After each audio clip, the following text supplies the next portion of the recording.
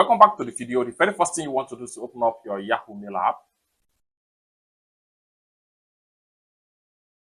After you open up your Yahoo Mail app, next thing you need to do is to click on your profile icon.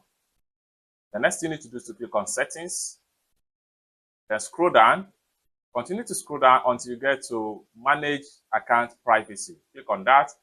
Then go to your privacy control.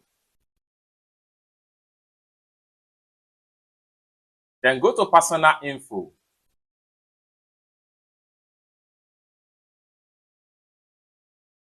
Then scroll down until you get to update language. Click on that.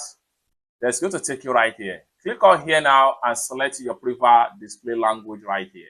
As at the time of making this video, these are current language that you can switch to in your Yahoo Mail account. Once you select any language right here, hit on Save Update. And all language in your Yahoo Mail app is going to change to the preferred language you selected right here. It's that simple. For more tutorial like this, consider to subscribe.